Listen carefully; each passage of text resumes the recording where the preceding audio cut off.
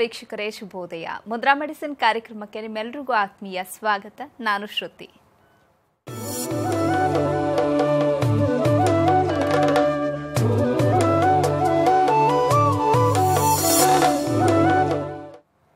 ಇವತ್ತಿನ ಮುದ್ರಾ ಮೆಡಿಸಿನ್ ಕಾರ್ಯಕ್ರಮವನ್ನು ನಡೆಸಿಕೊಡುವುದಕ್ಕೆ ಮುದ್ರಾ ಬ್ರಹ್ಮ, ಮುದ್ರಾ ರತ್ನ, ಮುದ್ರಾ ಶಿರೋಮಣಿ ಗುರೂಜಿ ಶ್ರೀ ಲಕ್ಷ್ಮೀ ಶ್ರೀನಿವಾಸರವರು ನಮ್ಮೊಂದಿಗಿದ್ದಾರೆ. ಗುರೂಜಿಯವರು ಕಂಪ್ಯೂಟರ್ ಸೈನ್ಸ್ನಲ್ಲಿ ಎಂಜಿನಿಯರಿಂಗ್ ಪದವಿ ಪಡೆದು ಎಂಎಸ್ ಕಂಪ್ಯೂಟರ್ ಸಾಫ್ಟ್ವೇರ್ನಲ್ಲಿ ಸ್ನಾತಕೋತ್ತರ ಪದವಿ ಪಡೆದು ಹಲವಾರು ಮಲ್ಟಿನ್ಯಾಷನಲ್ ಸಾಫ್ಟ್ವೇರ್ ಕಂಪನಿಗಳಲ್ಲಿ 26 ವರ್ಷ ಸತತವಾಗಿ ಸೇವೆ ಸಲ್ಲಿಸಿದ್ದಾರೆ. ಗುರೂಜಿಯವರು ವೇದ ವಿಜ್ಞಾನ, ಜ್ಯೋತಿಷ್ಯ ಶಾಸ್ತ್ರ ಹಾಗೂ ಪುರಾತನ ಮುದ್ರಾ ಮಂತ್ರ ಯಂತ್ರತಂತ್ರ ಶಾಸ್ತ್ರಗಳಲ್ಲಿ ಸಂಶೋಧನೆ ನಡೆಸಿ ಔಷಧಿ ರಹಿತ ಜೀವನ ನಡೆಸುವುದು ಹೇಗೆ ಹಾಗೂ ಮನೆಗೊಬ್ಬ ವೈದ್ಯನಾಗುವುದು ಹೇಗೆ ಅಂತ ತಿಳಿಸಿಕೊಡ್ತಾ ಬಂದಿದ್ದಾರೆ.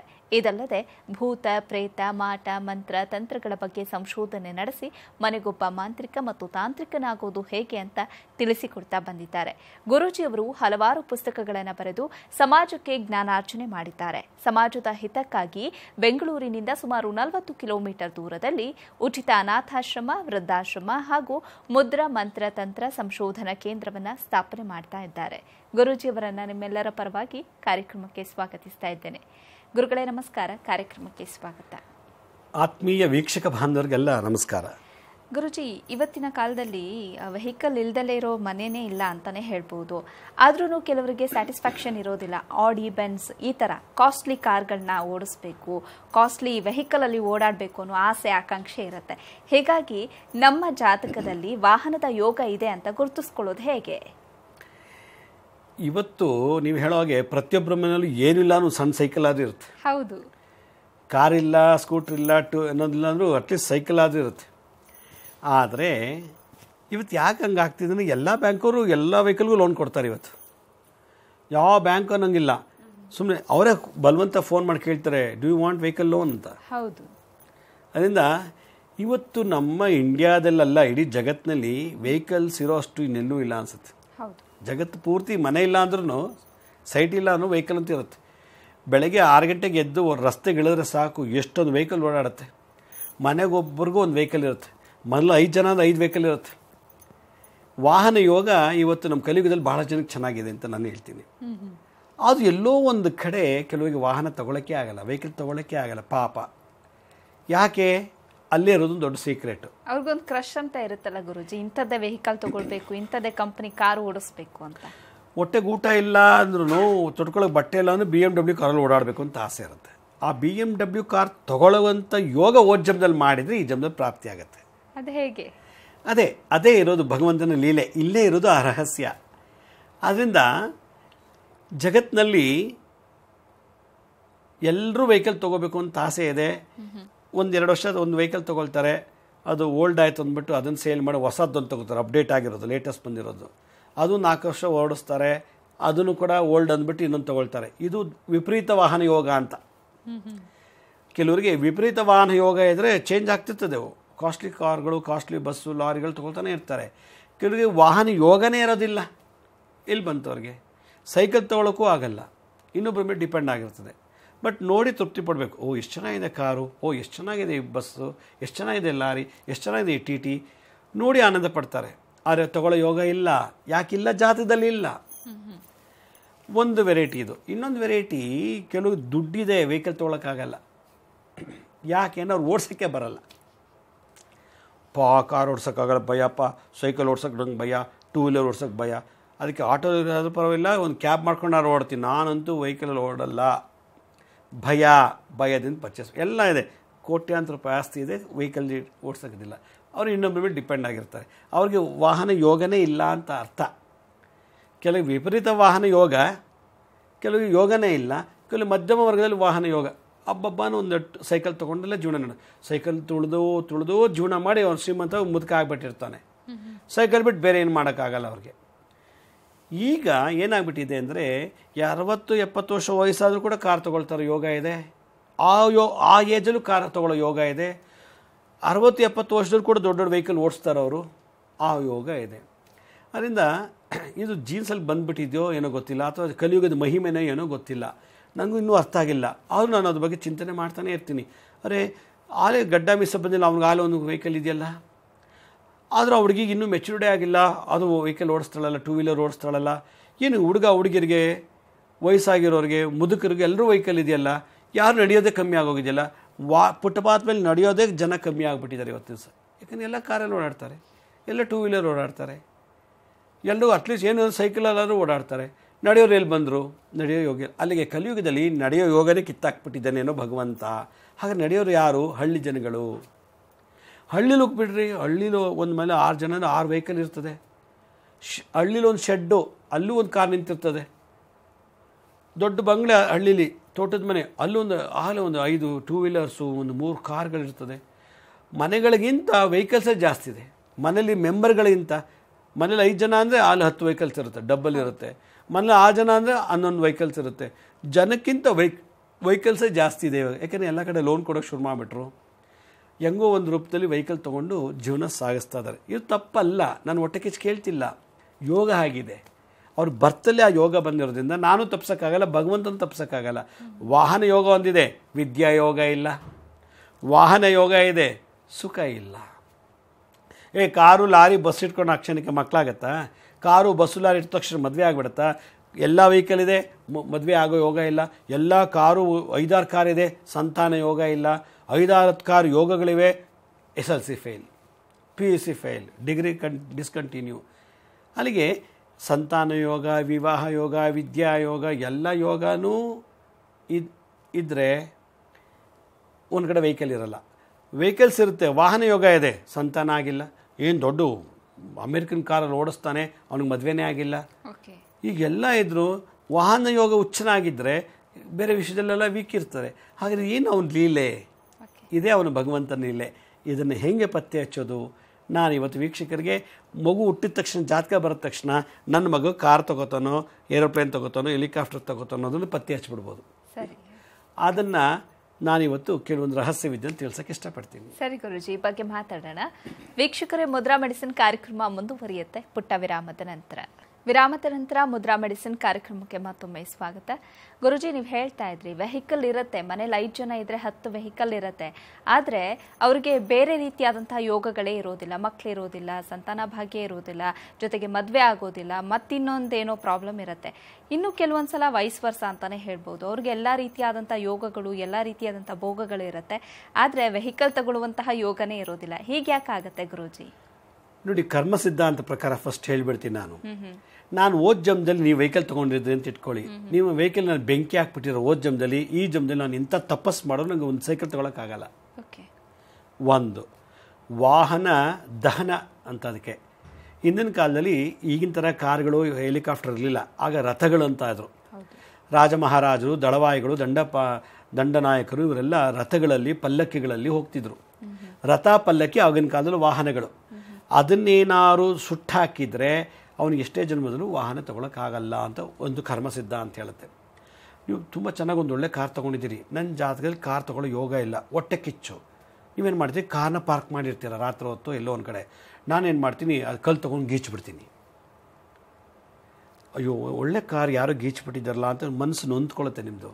ನಿಮ್ಮ ಮನ ನೊಂದನ ಶಾಪ ನನಗೆ ಈ ಜನ್ಮದಲ್ಲಿ ವಾಹನ ಯೋಗ ಇರೋದಿಲ್ಲ. ಅದರಿಂದ ಪ್ರೇಕ್ಷಕರಿಗೆ ನಾನು ಹೇಳೋದಿಷ್ಟೇ, ನಮಗಿಲ್ಲ ಅಂಥೇಳಿ ತೊಗೊಂಡವ್ರಿಗೆ ಕಾರ್ಗೆ ಗೀಚೋದು ಮತ್ತು ಕಾರ್ ಡ್ಯಾಮೇಜ್ ಮಾಡೋದು ಹೊಟ್ಟೆ ಕಿಚ್ಚಿಗೆ ಇದೇನಾದ್ರು ಮಾಡ್ತು ಅಂದರೆ ನನಗೂ ನನ್ನ ಮಕ್ಳಿಗೂ ವಾಹನ ಯೋಗ ಇರೋದಿಲ್ಲ. ಇದು ಒಂದು ಶಾಪ. ನಿಮ್ಗೆ ಗೊತ್ತಿಲ್ಲ ಯಾರು ಗೀಚ್ಬಿಟ್ಟಿದ್ದಾರೆ ಅಂತ, ಯಾರು ಸುಟ್ಟಾಕ್ಬಿಟ್ರು ಅಂತ ಗೊತ್ತಿಲ್ಲ.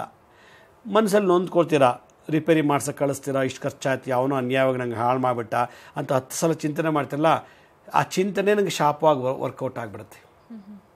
ಈ ಜಮ್ ನನಗೆ ಕಾರ್ ತೊಗೊಳಕ್ಕಾಗಲಿ, ಟೂ ವೀಲರ್ ತೊಗೊಳಕ್ಕಾಗೋದಿಲ್ಲ. ಇನ್ನೊಂದು ವಾಹನ ಅಪಹರಣ. ಓದ್ ಜಮ್ದಲ್ಲಿ ನಾನೇನಾದ್ರು ವಾಹನಗಳ ಅಪಹರಣ ಮಾಡಿದರೆ ಈ ಜಮ್ದಲ್ಲಿ ನನಗೆ ವಾಹನ ತೊಗೊಳ್ಳೋ ಯೋಗ ಇಲ್ಲ. ಬ್ಯಾಂಕಲ್ಲಿ ಲೋನ್ ಸಿಗುತ್ತೆ, ತೊಗೊಳಕ್ಕಾಗಲ್ಲ. ಕೈ ತುಂಬ ದುಡ್ಡಿದೆ, ವಾಹನ ತೊಗೊಳಕ್ಕಾಗಲ್ಲ. ಎಲ್ಲ ಇದೆ, ವಾಹನ ತೊಗೊಳಕ್ಕಾಗಲ್ಲ. ನಾನು ಎಲ್ಲರಂತೆ ಕಾರಲ್ಲಿ ಓಡಾಡೋಕ್ಕಾಗಲ್ಲ, ಟೂ ವೀಲರು ಓಡಾಡೋಕ್ಕಾಗೋದಿಲ್ಲ.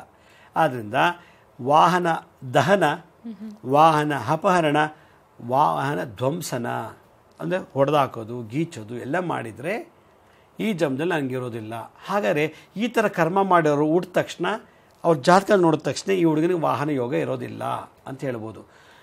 ವಾಹನ ನನಗೊಂದು ಕಾರ್ ತೊಗೋಬೇಕು, ಭಾಳ ಖುಷಿ ಆಗ್ತಿದೆ ಅಂದಾಗ ಅಯ್ಯೋ ಪಾಪ ಈ ಹುಡುಗಿ ವಾಹನ ತೊಗೋಬೇಕು ಅಂತದೆ, ಸ್ಯಾಂಟ್ರನೋ ಮಾರುತಿನೋ ತೊಗೋಬೇಕು ಅಂತಿದೆ, ತಗೋ ಪಾಪ ಅಂದ್ಬಿಟ್ಟು ನಾನೊಂದು 5,000 ರೂಪಾಯಿನ ನಿಮಗೆ ಸುಮ್ಮನೆ ಸಹಾಯ ಮಾಡಿದರೆ ಈ ಬರ್ತಲ್ಲಿ ನನಗೆ ವಾಹನ 5-6 ಕಾರ್ ಇಟ್ಕೊಳ್ಳೋ ಯೋಗ ಬರುತ್ತಂತೆ. ಓಕೆ, ಅದಕ್ಕೆ ವಾಹನ ಯೋಗ ಅನ್ನೋದು.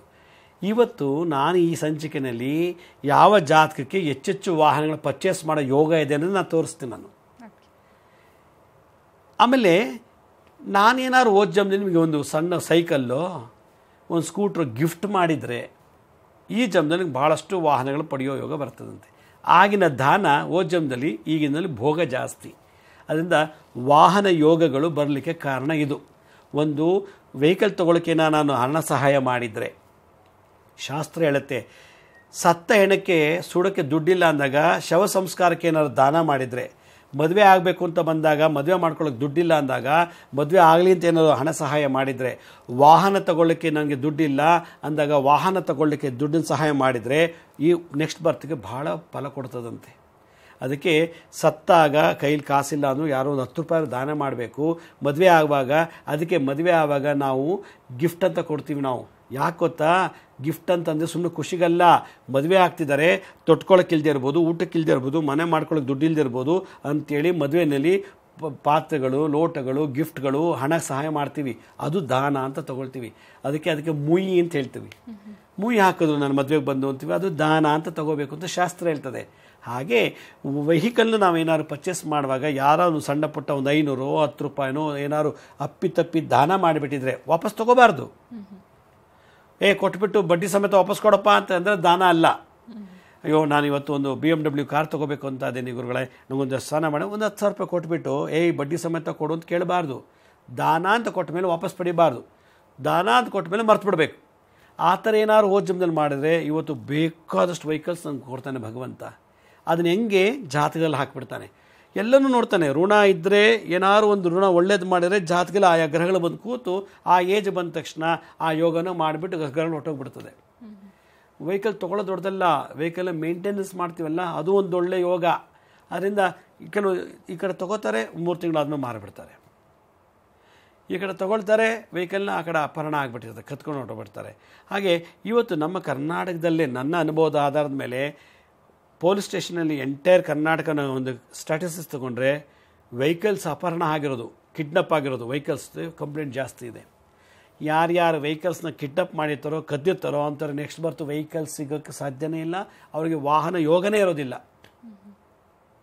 ಈ ಥರ ಒಂದು ಕರ್ಮ ಸಿದ್ಧಾಂತ ಮೇಲೆ ನಾವು ತುಲನೆ ಮಾಡಿದಾಗ, ಚರ್ಚೆ ಮಾಡಿದಾಗ, ಗಂಭೀರವಾಗಿ ಚಿಂತನೆ ಮಾಡಿದಾಗ, ಯಾಕೆ ಅವ್ನಿಗೆ 5-6 ಕಾರ್ ಇದೆ, ಯಾಕೆ ಅವ್ನಿಗೆ 5 ಜೊತೆ ಕಾರ್ ಜೊತೆಗೆ ಒಂದು ಟ್ರ್ಯಾಕ್ಟರ್ ಇದೆ, JCP ಇದೆ, ಕಾರ್ ಬಸ್ ಇದೆ ಅಂದ್ರಾಗೆ ಅವನು ಜಮ್ನಲ್ಲಿ ಮಾಡಿದಂಥ ಯೋಗದಿಂದ ಈ ಥರ ಅವನಿಗೆ ಕಬ್ಬಿಣದಲ್ಲಿ ಜಾಸ್ತಿ ಕೊಟ್ಟಿರ್ತಾನೆ. ಶನಿ ಹುಚ್ಚನಾಗಿರ್ತಾನೆ. ಆದ್ದರಿಂದ ಆ ಒಂದು ಯೋಗ ಈ ಬರ್ತಲಿದೆ ಅಂದರೆ ಜಮ್ನಲ್ಲಿ ಮಾಡಿದ್ದ ಈ ಜನ್ಮ ಕೊಟ್ಟ. ಅದು ನಾನು ನೋಡ್ಬಿಟ್ಟು ಸಂಕಟ ಪಡೋದಲ್ಲ. ನಾನು ಮಾಡಿಲ್ಲ, ಅದಕ್ಕೆ ನಾನು ನಡ್ಕೊಂಡು ಓಡಾಡ್ತಾ ಇದ್ದೀನಿ. ನಾನು ಮಾಡಿಲ್ಲ, ಇವತ್ತು ಸೈಕಲ್ಲೂ ಇಲ್ಲ ನನ್ನ ಹತ್ರ, ನನ್ನ ಅಕೌಂಟಲ್ಲಿ ಸೈಕಲ್ ಇಲ್ಲ, ಕಾರ್ ಇಲ್ಲ, 2 ವೀಲರ್ ಇಲ್ಲ, ಬಸ್ ಇಲ್ಲ, ಲಾರಿ ಇಲ್ಲ, JCP ಇಲ್ಲ, ಟ್ರ್ಯಾಕ್ಟರ್ ಇಲ್ಲ, ಎಂಥದ್ದು ಇಲ್ಲ. ಯಾಕೆ ನಾನು ಮಾಡಿಲ್ಲ. ಒಂದು ಜಮ್ದಲ್ಲಿ ಏನಾದ್ರು ಆಯುಧಗಳಿಗೆ ಪೂಜೆ ಮಾಡಿದರೆ ಈ ಜಮ್ದಲ್ಲಿ ನಮಗೆ ವಾಹನ ಲಭ್ಯ ಬರ್ತದೆ ಅಂತ ಹೇಳಿ ಶ್ರುತಿಲೇ ಹೇಳ್ತದೆ. ಅದರಿಂದ ಆಯುಧ ಪೂಜೆ ಯಾಕೆ ಮಾಡ್ತೀವಿ ಅಂದರೆ ವಾಹನಗಳು ಒಂದು ದೇವತೆ, ವಾಹನ ಲಕ್ಷ್ಮಿ ಆಗಿರೋದ್ರಿಂದ ಪೂಜೆ ಪುರಸ್ಕಾರ ಮಾಡೋ ಪದ್ಧತಿ ಇದ್ದರೆ ಆ ಒಂದು ಪೂಜಾ ಫಲದಿಂದ ಈ ಜಮ್ದಲ್ಲಿ ನಾವು ವೆಹಿಕಲ್ ಪಡಿಬೋದು ಅಂತ ಶಾಸ್ತ್ರ ಹೇಳ್ತದೆ. ಅದರಿಂದ ವಾಹನಗಳನ್ನು ಪಡಿಬೇಕು ಅಂದರೆ ಜಮ್ದಲ್ಲಿ ವಾಹನಕ್ಕೆ ಪೂಜೆ ಆಗಿರಬೇಕು. ಒಂದು ವಾಹನಗಳಲ್ಲಿ ರತಿ ಸಂಭೋಗ ಮಾಡಿದರೆ, ಕಾರಲ್ಲಿ, ಬಸ್ಸಲ್ಲಿ, ವಾಹನಗಳಲ್ಲಿ ಏನಾದ್ರು ಸೆಕ್ಸ್ ಮಾಡಿದರೆ ಈ ಬರ್ತಲ್ಲಿ ವಾಹನಗಳ ಲಭ್ಯ ಇರೋದಿಲ್ಲ ಅಂತ ಒಂದು. ಎರಡನೇದು, ವಾಹನವನ್ನು ನಾವು ಯಾರ್ದೋ ಕತ್ಕೊಂಬಂದು ಯಾರ್ದೋ ವೆಹಿಕಲ್ ಕದ್ಬಿಟ್ಟು ಅದನ್ನು ಸೇಲ್ ಮಾಡಿದರೆ ವಾಹನ ಯೋಗ ಇರೋದಿಲ್ಲ. ಇಷ್ಟು ಕರ್ಮ ಸಿದ್ಧಾಂತಗಳ ಆಧಾರದ ಮೇಲೆ ನೆಕ್ಸ್ಟ್ ಬರ್ತಿಗೆ ಅವನಿಗೆ ವೆಹಿಕಲ್ಸ್ ಬೇಕೋ ಇಲ್ಲವೋ ಅನ್ನೋ ತೀರ್ಮಾನ ತಗೊಳ್ಳುತ್ತೆ. ಸರಿ ಗುರುಜಿ, ಈ ಬಗ್ಗೆ ಮಾತಾಡೋಣ. ವೀಕ್ಷಕರೇ, ಮುದ್ರಾ ಮೆಡಿಸಿನ್ ಕಾರ್ಯಕ್ರಮ ಮುಂದುವರಿಯುತ್ತೆ ಪುಟ್ಟ ವಿರಾಮದ ನಂತರ ಮುದ್ರಾ ಮೆಡಿಸಿನ್ ಕಾರ್ಯಕ್ರಮಕ್ಕೆ ಮತ್ತೊಮ್ಮೆ ಸ್ವಾಗತ. ಗುರುಜಿ, ನೀವಾಗಲೇ ಹೇಳ್ಬಿಟ್ರಿ, ಜಾತಕದಲ್ಲಿ ನೋಡಿದ ತಕ್ಷಣ, ಮಗು ಹುಟ್ಟಿದ ತಕ್ಷಣ ಜಾತಕ ಕುಂಡಲಿ ಬರ್ಸಿದಾಗ ಅದರಲ್ಲಿರುವಂತಹ ಗ್ರಹಗತಿಗಳ ಆಧಾರದ ಮೇಲೆ ನನ್ನ ಮಗ ಕಾರ್ ತಗೊಳ್ತಾನ, ಬೈಕ್ ತಗೊಳ್ತಾನ, ಅಥವಾ ಅವನ ವಾಹನ ಯೋಗ ಹೇಗಿದೆ ಅಂತ ಕಂಡ್ಕೊಳ್ಬಹುದು ಅಂತ ಹೇಳಿದ್ರಿ. ವೀಕ್ಷಕರೆಲ್ಲ ಕಾಯ್ತಾ ಇದ್ದಾರೆ, ತಿಳಿಸ್ಕೊಟ್ಬಿಡಿ ಗುರುಜಿ. ನೋಡಿ, ಮಗು ಹುಟ್ಟಿದ ತಕ್ಷಣ ನಾವು ಜಾತಕ ಬರೆಸ್ತೀವಿ, ಜನ್ಮ ಕುಂಡ್ಲಿ ಅಂತ ಹೇಳ್ತೀವಿ, ರಾಶಿ ಕುಂಡ್ಲಿ ಅಂತ. ಜನ್ಮ ಕುಂಡ್ಲಿನೇ ಬಹಳ ಇಂಪಾರ್ಟೆಂಟ್ ನಮಗೆ. ಎಲ್ಲ ಹೇಳ್ಬಿಡ್ಬೋದು. ಯಾವ ಮಗು ಋಷಭ ಲಗ್ನದಲ್ಲಿ ಹುಡ್ತದೋ, ಲಗ್ನ ಅಂದ್ರೇನು, ಆವತ್ತಿನ ದಿವಸ, ಈಗ ಮಗು ಹುಟ್ಟಿದ ದಿವಸ ಸೂರ್ಯ ಋಷಭ ರಾಶಿಲಿದ್ದಾಗ ಅದನ್ನೇ ಋಷಭ ಲಗ್ನ ಅಂತ ಕರೀತಾರೆ. ಸೂರ್ಯ ಮಗು ಹುಡುವಾಗ ಸೂರ್ಯ ಯಾವ ಮನೇಲಿದ್ದ ಅನ್ನೋ ಲೆಕ್ಕ, ಅದನ್ನು ಲಗ್ನ ಅಂತ ಕರೀತಾರೆ. ಮಗು ಹುಟ್ಟಿದಾಗ ಸೂರ್ಯ ಋಷಭ ರಾಶಿಯೊಳಗಿದ್ದಾಗ ಅದಕ್ಕೆ ಋಷಭ ಲಗ್ನ ಅಂತ ಕರೆದ್ರು.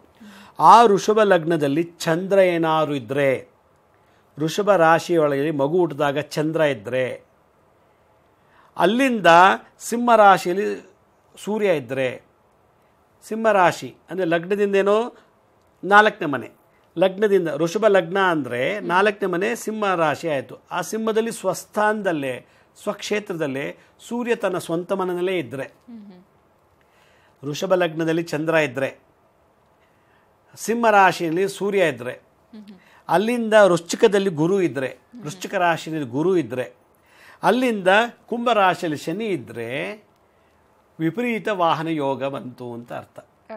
ವಿಪರೀತ ಅಂದ್ರೇನು, 5-6 ಟೂ ವೀಲರ್ಸು, 4-5 ಕಾರುಗಳಿರ್ತದೆ, ಮತ್ತು ಉಚ್ಚ ಅಧಿಕಾರದಲ್ಲಿ ಇರ್ತಾನಂತೆ. DC-ನೋ, ತಹಶೀಲ್ದಾರೋ, ಅಸಿಸ್ಟೆಂಟ್ ಕಮಿಷನರೋ, ಇನ್ಸ್ಪೆಕ್ಟರೋ, ಯಾವುದು ಉಚ್ಚ ಅಧಿಕಾರದಲ್ಲಿದ್ದು, ಅಧಿಕಾರದಲ್ಲೂ ವಾಹನ ಯೋಗ, ಜನ್ಮದ ರಾಶಿನಲ್ಲೂ ವಾಹನ ಯೋಗ. ನಾನು ಸ್ಕ್ರೀನ್ ಮೇಲೆ ತೋರಿಸ್ತಾ ಇರೋ ರಾಶಿ ಚಕ್ರದಲ್ಲಿ ಋಷಭ ಲಗ್ನದಲ್ಲಿ ಚಂದ್ರ ಇದ್ದಾನೆ, ಸಿಂಹ ರಾಶಿಯಲ್ಲಿ ರವಿ ಸ್ವಕ್ಷೇತ್ರದಲ್ಲಿದ್ದಾನೆ, ಮನೆಯಲ್ಲಿ ಸಿಂಹ ರಾಶಿ ರವಿ ತನ್ನ ಸ್ವಂತ ಮನೆಯಲ್ಲಿದ್ದಾನೆ, ಅಲ್ಲಿ ವೃಶ್ಚಿಕ ರಾಶಿಯಲ್ಲಿ ಗುರು ಇದ್ದಾನೆ, ಕುಂಭ ರಾಶಿಯಲ್ಲಿ ಶನಿ ಇದ್ದಾನೆ. ಶನಿ ಸ್ವಂತ ಮನೆಯಲ್ಲಿದ್ದಾಗ ವಿಪರೀತ ವಾಹನ ಯೋಗ ಬಂತು ಅಂತ. ಈ ಥರ ಇತ್ತು ಅಂದರೆ, ಈ ಗ್ರಹಗಳು ಇಂತಿಂಥ ಮನೆಯಲ್ಲೇ ಇದ್ದಾರೆ ಅಂದರೆ, ನನ್ನ ಮಗಳು ಅಥವಾ ಮಗನೋ ಬೆಳೆದ ತಕ್ಷಣ ಬಹಳ ವಾಹನಗಳನ್ನು ಯೂಸ್ ಮಾಡ್ತಾನೆ ಅಂತ ಅರ್ಥ ಆಗಿಬಿಡ್ಬೇಕು.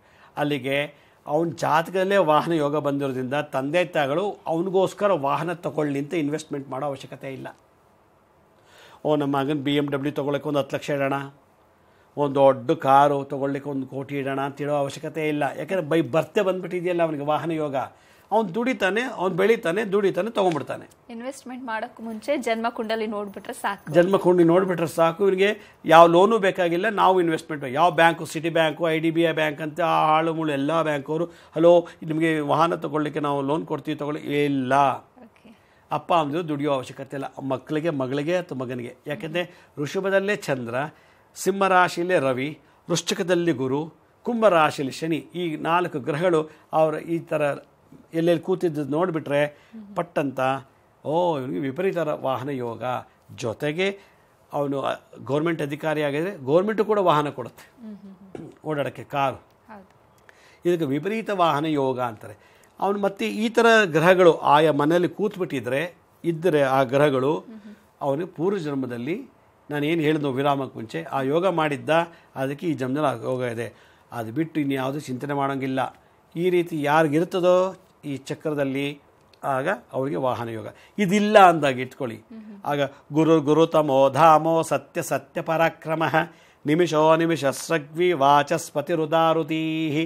ಗುರು ತಮೋ ಧಾಮೋ ಸತ್ಯ ಪರಾಕ್ರಮ ನಿಮಿಷೋ ನಿಮಿಷಸ್ರಗ್ವಿ ವಾಚಸ್ಪತಿರುದಾರುತೀಹಿ ಅನ್ನೋ ಮಂತ್ರವನ್ನು 108 ಸಲ ದಿನ ಎದ್ದು ಹೇಳ್ತಾರೆ. ಅವನಿಗೆ ವಾಹನ ಯೋಗ ತನಗೆ ತಾನೇ ಶಕ್ತಿ ಕೊಡುತ್ತೆ. ಇದು ವಿಷ್ಣು ಸಹಸ್ರನಾಮದಲ್ಲಿ ಬರುವಂಥ ಶ್ಲೋಕ. ಇದನ್ನು ಯಾರು ಮಾಡ್ತಾರೋ ಅವರಿಗೆ ವಾಹನ ಯೋಗ ಫಲಪ್ರಾಪ್ತಿ ಆಗ್ತದೆ. ಇಲ್ಲ ಅಂದರೆ ಗುರು ಸೇವೆ ಮಾಡು, ಸಜ್ಜನರ ಸಹವಾಸವಿದೆ ವಾಹನ ಯೋಗ ಬರ್ತದಂತೆ.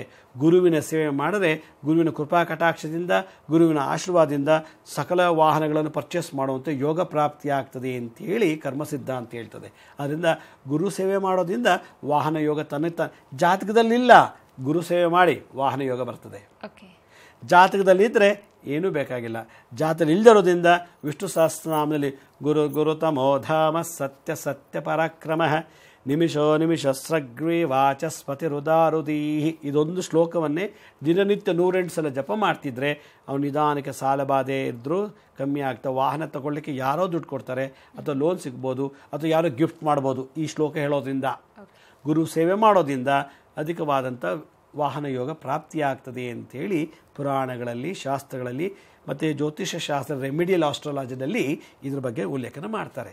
ಅದರಲ್ಲೂ ವರಹ ಮಿಹಿರ ಜ್ಯೋತಿಷಶಾಸ್ತ್ರ, ಕಾಳಿದಾಸನ ಜ್ಯೋತಿಷಶಾಸ್ತ್ರದಲ್ಲಿ ರೆಮಿಡಿಯಲ್ ಆಸ್ಟ್ರಾಲಜಿ ಅಂತ ಮಾಡಿದ್ದಾರೆ. ಅದಕ್ಕೆ ಗುರುಸ್ಮರಣೆ ಯಾರು ಮಾಡ್ತಾರೋ ವಾಹನಗಳು ಅಧಿಕವಾಗಿ ಪ್ರಾಪ್ತಿಯಾಗ್ತದೆ ಅಂತ ಹೇಳ್ತಾರೆ. ಯಾಕೆಂದರೆ ಗುರು ವೃಶ್ಚಿಕ ರಾಶಿಯಲ್ಲಿ ಇರಬೇಕು.